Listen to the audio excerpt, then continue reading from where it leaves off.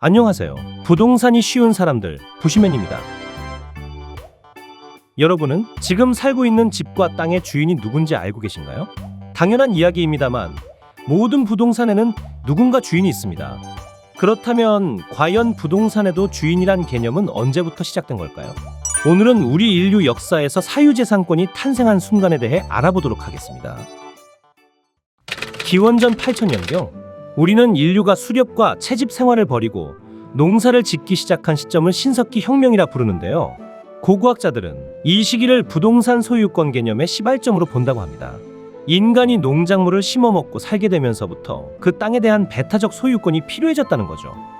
그렇지만 명확한 사유재산 개념이 자리 잡기까지는 오랜 세월이 필요했습니다. 초기 시족사회에서 나라가 만들어지고 도시국가와 문명이 생기는 데는 이후 5000년이란 시간이 더 걸렸습니다. 현재 역사상 체계적 부동산 소유권을 확인할 수 있는 건 인류 최초의 문명 중 하나인 메소포타미아 문명부터입니다. 그 당시 만들어진 법률 문건 중에는 토지 매매에 관한 기록이 많이 남아있다는데요. 그 시기가 대략 기원전 3000년, 그러니까 지금으로부터 약 5000년 전의 일이죠. 메소포타미아에 살던 수메르인들이 점토판에 새긴 토지 양도 기록을 보면 당사자 간의 공식적인 합의는 물론이고 토지 용도와 계약 당사자, 심지어는 어떤 작물을 재배할 수 있는지까지 복잡한 세부 사항이 모두 포함되어 있었는데요. 요즘 농지거래와 크게 다르지 않다는 점에서 정말 놀라운 일입니다.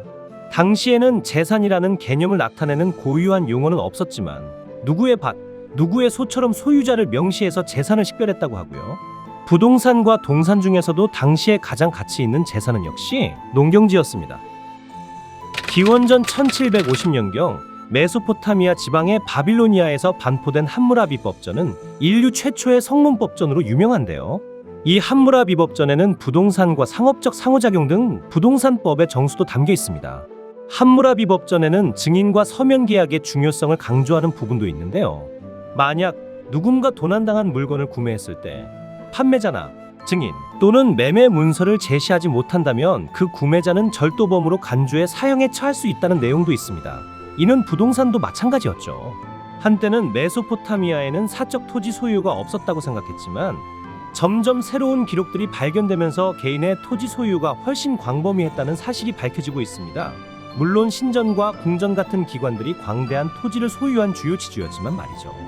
그럼 이번엔 이웃 문명인 고대 이집트로 가볼까요? 이집트는 모든 땅이 파라오의 소유라는 이념이 지배했었지만 실제로는 달랐는데요.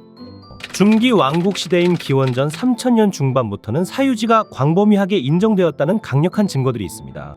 부동산 거래의 가장 이른 증거는 기원전 2600년쯤 이집트 사왕조 시대로 거슬러 올라갑니다. 피라미드가 지어지던 바로 그 시기에 소규모 주택의 합의에 따른 매매와 관련된 법적 분쟁 기록이 남아 있습니다. 특히 이집트법에서 주목해야 할 점은 여성의 부동산 소유권이 확실하게 인정되었다는 점인데요. 메소포타미아와 달리 이집트 여성은 법적으로 남성과 동등하게 대우받았으며 본인 소유의 토지와 가축 그리고 노예 등을 소유하고 계약을 맺거나 소송을 제기할 수 있었습니다.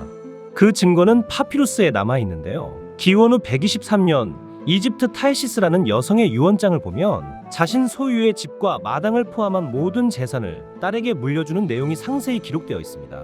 이는 여성의 부동산 구매와 상속이 일상적인 법적 절차였음을 보여주는 중요한 사료입니다. 지금까지 메소포타미아의 진흙 점토판과 이집트의 파피루스를 통해 수천 년 전 부동산 개인 소유권을 증명하는 여러 자료들을 살펴봤는데요.